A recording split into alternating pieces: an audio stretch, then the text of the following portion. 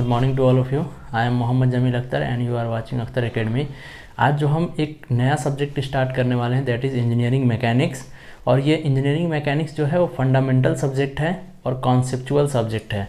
Without engineering mechanics आप बाकी की जो सब्जेक्ट हैं उसको, अगर आपको इंजीनियरिंग मैकेनिक्स नहीं आता है तो आगे भी आपको प्रॉब्लम होगी। और देखा जाए तो इंजीनियरिंग मैकेनिक्स जो है सिविल और मैकेनिकल इंजीनियरिंग के लिए ये बेस होता है, फाउंडेशन होता है ना। क्योंकि इसके एप्लीकेशन चाहे डिज़ाइन में हो या थर्मल में हो या प्रोडक्शन में हो, हर जगह इसके एप्लीकेशन आपको देखने को मिलेंगे। और गेट के पॉइंट ऑफ व्यू से आई थिंक मेरे ख्याल से ऑन एन एवरेज देखा जाए तो 5 to 6 मार्क्स हर ईयर आते ही आते हैं इंजीनियरिंग मैकेनिक्स में। तो हम स्टार्ट करते हैं। और एक बात और, यहाँ पे जो हम मैकेनिक्स पढ़ने वाले हैं दैट इज़ क्लासिकल मैकेनिक्स। इससे पहले आपने 11th-12th में रिलेटिविस्टिक मैकेनिक्स पढ़ा होगा, क्वांटम मैकेनिक्स पढ़ा होगा। तो हम यहाँ पे क्लासिकल मैकेनिक्स या न्यूटोनियन मैकेनिक्स, जिसको न्यूटन साहब ने डिफाइन किया था, वो हम पढ़ने वाले हैं। तो सबसे पहले देखते हैं कि मैकेनिक्स होता क्या है। What is mechanics?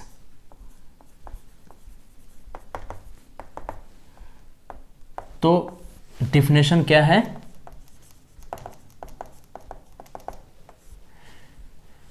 Definition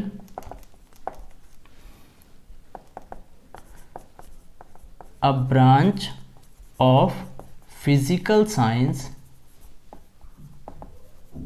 a branch of physical science which deals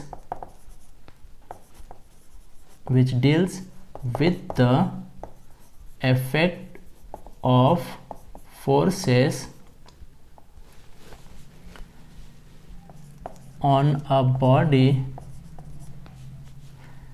either in state of rest or in state of motion। ठीक है, तो हमने क्या बोला कि यह फिजिकल साइंस का ऐसा ब्रांच, ऐसी शाखा जिसमें हम बात करेंगे effect of forces on a body. मतलब किसी बॉडी पे लग रहे फोर्सेस, अब हो सकता है body may be in rest position और may be in state of motion. तो अगर कोई बॉडी स्टेट ऑफ रेस्ट में है या मोशन की कंडीशन में है, अगर उस कंडीशन पे हम किसी बॉडी की स्टडी कर रहे हैं, उस पर लगने वाले फोर्सेस की स्टडी कर रहे हैं, तो उसको हम बोलते हैं मैकेनिक्स। ठीक है, अब हम यहाँ पे एक ब्रॉड क्लासिफिकेशन देखेंगे हम इंजीनियरिंग मैकेनिक्स का, जो हम कहाँ कहाँ मैकेनिक्स को अप्लाई करते हैं। तो ठीक है, अब हम थोड़ा सा क्लासिफिकेशन देखने जा रहे हैं। तो जो मैकेनिक्स जो है, मैकेनिक्स को हम ब्रॉडली दो तरह से पढ़ते हैं। पहला तो ये है कि solid of mechanics, solid mechanics,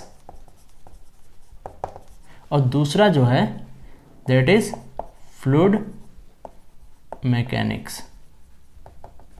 ठीक है, हम सॉलिड ऑफ मैकेनिक्स को फर्दर क्लासिफाई करते हैं। इसमें हम बोलते हैं rigid body mechanics, and second जो है डिफॉर्मेबल बॉडी मैकेनिक्स। ठीक है, तो रिजिड बॉडी का मतलब ये है, क्या हम इसको ऐसा ही बोल सकते हैं, और इंजीनियरिंग मैकेनिक्स, और यही इंजीनियरिंग मैकेनिक्स हम पढ़ने वाले हैं। तो रिजिड बॉडी का मतलब ये है कि जो हम इंजीनियरिंग मैकेनिक्स में पढ़ेंगे, ऐसा बॉडी कि after application of force shape में कोई भी चेंजेस नहीं आएगा। मतलब जो भी बॉडी का शेप होगा उसमें कोई भी चेंजेस अपने को देखने को नहीं मिलेगा आफ्टर एप्लीकेशन ऑफ फोर्स, या डिफॉर्म नहीं होगा। तो यही हम पढ़ते हैं इंजीनियरिंग मैकेनिक्स में। और डिफॉर्मेबल बॉडी मैकेनिक्स का मतलब ये है कि ऐसी स्टडी जिसमें हम फोर्स अप्लाई करने के बाद क्या करेंगे, बॉडी क्या होगा, डिफॉर्म हो जाएगा। मतलब उसका शेप एंड साइज कुछ ना कुछ चेंजेस देखने को मिलेगा। तो यहाँ पे हम बोलते हैं इसको स्ट्रेंथ ऑफ मटेरियल भी बोलते हैं, स्ट्रेंथ ऑफ मटेरियल, या हम मैकेनिक्स ऑफ शॉर्ट फॉर्म में सोम बोलते हैं इसको। और यहाँ पे मैकेनिक्स ऑफ मटेरियल भी बोलते हैं, मैकेनिक्स ऑफ मटेरियल। ठीक है। तो डिफॉर्मेबल का मतलब फोर्स अप्लाई करने के बाद उसके शेप एंड साइज में कुछ ना कुछ चेंजेस आएगा। अब हम बात कर रहे हैं फ्लूइड मैकेनिक्स, ये भी डिफॉर्मेबल बॉडी के अंदर आता है, ये भी डिफॉर्मेबल बॉडी के अंदर आता है, जो हम फ्लूइड की मैकेनिक्स के बारे में पढ़ेंगे। और जो हमने बोला कि ये जो इंजीनियरिंग मैकेनिक्स है वो फंडामेंटल है किसके, अदर सब्जेक्ट के। तो इसके जो एप्लीकेशंस हैं, इंजीनियरिंग मैकेनिक्स के जो रूल हैं, लॉज हैं, वो स्ट्रेंथ ऑफ मटेरियल में भी अप्लाई होगा और फ्लूइड मैकेनिक्स में भी अप्लाई होगा। इसको शॉर्ट फॉर्म में हम बोलते हैं जनरली FM, ठीक है।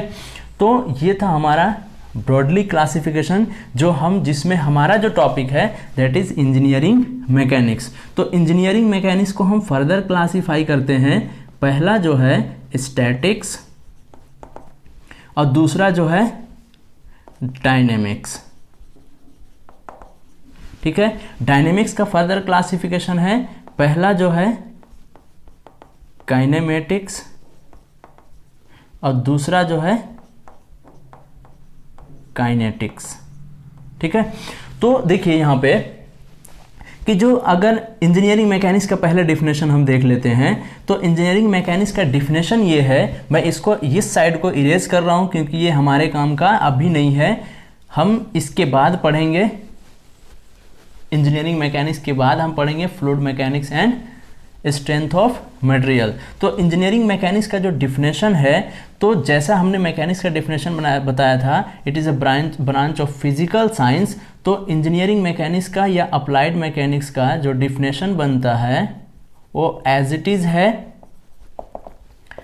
तो इंजीनियरिंग मैकेनिक्स का जो डिफिनेशन है वो ऐसा है कि जो मैकेनिक्स के रूल्स, लॉज या जो प्रिंसिपल हैं, अगर हम किसी प्रॉब्लम को सॉल्व करने के लिए यूज़ करते हैं, अप्लाई करते हैं, तो उसको इंजीनियरिंग मैकेनिक्स बोलते हैं, या उसको हम बोलते हैं जनरली अप्लाइड मैकेनिक्स। मैंने क्या बोला कि the laws, rules and principle which are used to solve the problems और practical problems existing in the world is known as engineering mechanics और अप्लाइड मैकेनिक्स, ठीक है। तो ये हो गया इंजीनियरिंग मैकेनिक्स का डेफिनेशन। अब जो है स्टैटिक्स, इसके जो इंजीनियरिंग मैकेनिक्स के क्लासिफिकेशन है या ब्रांच जो है वो है पहला स्टैटिक। अगर बॉडी का मतलब, स्टैटिक का मतलब मोशन नहीं होगा, या ऐसे भी बोल सकते हैं कि एक्सेलरेशन यहाँ पे क्या होगा, ज़ीरो होगा, ठीक है। एक्सेलरेशन जीरो का मतलब यूनिफॉर्म मोशन में, तब भी हम स्टैटिक के रूल्स या प्रिंसिपल यूज़ करते हैं। तो स्टैटिक का मतलब है it is the study of engineering mechanics, या it is the branch of engineering mechanics which deals with the body when body is in rest. हमने क्या बोला, जब बॉडी रेस्ट कंडीशन में हो और उस कंडीशन में हम फोर्सेस की स्टडी कर रहे हो, तो उसको हम बोलते हैं स्टैटिक इंजीनियरिंग मैकेनिक्स। जैसे एग्जांपल देखा जाए तो हम बोलते हैं जितने भी स्ट्रक्चरल चीज़ें हैं, हमने बोला बिल्डिंग, अगर बिल्डिंग की आप स्टडी कर रहे हैं, बिल्डिंग पे कितने फोर्सेस लग रहे हैं, तो उस कंडीशन में स्टैटिक होगा। जो आप ट्रस देखते हैं ये स्टैटिक का पार्ट है। आप ओवरब्रिज या रेलवे ब्रिज देखते हैं, वो सारा स्टैटिक का पार्ट है। मतलब जब रुका हुआ हो और हम फोर्सेस की स्टडी करते हैं तो उसको बोलते हैं स्टैटिक। दूसरा जो है डायनेमिक, डायनेमिक का मतलब है मोशन। यहाँ पे बॉडी किस में होगा, मोशन में हो, तो हम इस कंडीशन में अगर स्टडी करते हैं तो उसको हम बोलते हैं डायनेमिक।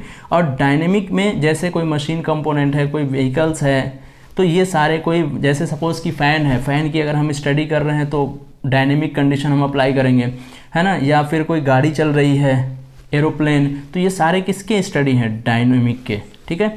तो डायनेमिक मतलब it is the branch of mechanics which deals with the body when the body is in motion. मतलब जब बॉडी मोशन में होगा और हम स्टडी कर रहे हो तो उसको बोलते हैं हम डायनेमिक। उसका जो पार्ट जो है, जो फर्दर क्लासिफिकेशन है, दैट इज़ काइनेमेटिक्स। काइनेमेटिक्स का मतलब है एम से याद रखिए, प्योर मोशन। और काइनेटिक्स का मतलब ये है कि motion as well as cause of motion. जैसे हम बात करते हैं अगर काइनेमेटिक्स की, काइनेमेटिक का डेफिनेशन क्या है, it is the branch of dynamics which deals with the body having pure motion without considering cause of motion. मतलब हम यहाँ पे किसकी स्टडी करेंगे, वेलोसिटी हो गया, एक्सेलरेशन हो गया, डिस्प्लेसमेंट हो गया, टाइम हो गया, तो ये सब की हम स्टडी यहाँ पे करेंगे तो हम उसको बोलते हैं काइनेमेटिक्स। जैसे कि अगर कोई बॉडी है, अगर उसके पास कुछ वेलोसिटी है तो वेलोसिटी कहीं ना कहीं ऐसे ही वेलोसिटी नहीं आया होगा, उस पर हमने एक्सटर्नल फोर्स अप्लाई किया होगा। एक्सेलरेशन जब तब तक नहीं आएगा जब तक आप इस पर एक्सटर्नल फोर्स अप्लाई नहीं करेंगे। तो कहीं ना कहीं वेलोसिटी, एक्सेलरेशन या डिस्प्लेसमेंट होने के लिए आपको एक्सटर्नल फोर्स अप्लाई करना पड़ेगा, लेकिन हम किसकी वजह से ये वेलोसिटी एक्सेलरेशन हो रहा है उसकी स्टडी नहीं करते, तो उसको हम बोलते हैं काइनेमेटिक। एम का मतलब समझिए सिर्फ और सिर्फ मोशन, याद रखने के लिए। और दूसरा जो है क्या है, काइनेटिक्स। तो काइनेटिक्स का मतलब ये है कि ये मोशन तो रहेगा ही, मोशन तो रहेगा ही, कॉज ऑफ मोशन भी हम पढ़ रहे हैं, cause of motion. Cause of motion मतलब फोर्स, मतलब it is the branch of dynamics which deals with the body having motion and as well as cause of motion। मतलब मोशन किसके वजह से हो रहा है हम उसकी भी स्टडी करेंगे, तो उसको हम बोलते हैं काइनेटिक्स। ठीक है, और जब भी जहाँ भी मतलब ये है कि मोशन के साथ साथ हम फोर्सेस को भी कंसिडर करेंगे, क्योंकि ये फोर्स ही है जिसकी वजह से बॉडी मोशन में आएगा या मोशन से रेस्ट कंडीशन में आएगा। ठीक है, तो जहाँ भी जैसे हमने Newton second law of motion देखा था, F is equal to ma, इसका मतलब ये है कि जब भी काइनेमेटिक्स पढ़ेंगे तो मास का मतलब जितना बॉडी का जितना ज़्यादा मास होगा उतना ज़्यादा इनर्शिया होगा। तो मतलब हम इनर्शिया या मास की स्टडी यहाँ पे करेंगे। और काइनेटिक्स के अंदर ही मोमेंटम भी आता है, क्योंकि वहाँ भी P इज इक्वल टू क्या आता है, mv। ये भी मास है, मास का मतलब जितना ज़्यादा मास होगा उतना ज़्यादा इनर्शिया होगा। ठीक है, तो ये था हमारा मैकेनिक्स के क्लासिफिकेशन, देन इंजीनियरिंग मैकेनिक्स के क्लासिफिकेशन। तो कभी कभी एग्जाम में ब्रांच ऑफ इंजीनियरिंग मैकेनिक्स पूछ देता है, तो ब्रांच ऑफ इंजीनियरिंग मैकेनिक्स में आपको ये लिखना है statics and dynamics, then dynamics के फर्दर क्लासिफिकेशन करना है काइनेमेटिक्स एंड काइनेटिक्स। ठीक है, तो आई होप कि ये आपको क्लियर समझ में आ गया होगा। अगर कोई डाउट हो तो आप कमेंट कर सकते हैं वीडियो के नीचे। तो आज का हमारा लेक्चर यहीं पे फिनिश होता है। Thank you very much for staying with me.